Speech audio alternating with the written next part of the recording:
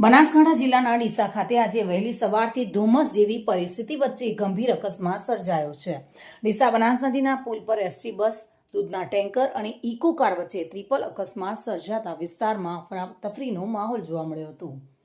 સવારના સમયે બનાસકાંઠાની બનાસ નદીના પુલ પર સફેદ ગાઢ ધુમ્મસ અને ધુમાડા જેવી પરિસ્થિતિ જોવા મળી હતી, જેના કારણે વિઝિબિલિટી ડાઉન જોવા મળી હતી। આ દરમિયાન એસટી બસ આગળ જઈ રહી હતી ત્યારે વચ્ચે ઇકો કાર આવી જતા ઇકો કાર, બસ અને પાછળથી આવતા દૂધના ટેન્કર વચ્ચે ફસાઈ ગઈ હતી। અકસ્માત એટલો ગંભીર હતો કે ઇકો કારનો આગળનો અને પાછળનો ભાગ સંપૂર્ણ રીતે ભૂક્કા થઈ ગયો હતો। દૂધનું ટેન્કર એસટી બસના પાછળના ભાગમાં ઘૂસી જતા ભયાનક દ્રશ્યો સર્જાયા હતા।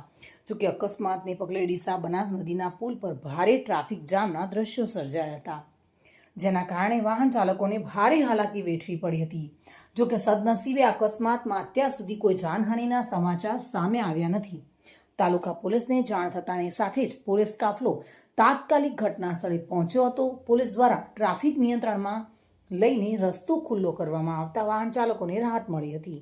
જોકે સદનસીબે મોટી જાનહાનિ ટળી છે, પરંતુ ધુમ્મસમાં વાહન ચલાવવા સમયે સાવચેતી રાખવાની જરૂર ફરી એકવાર સામે આવી છે।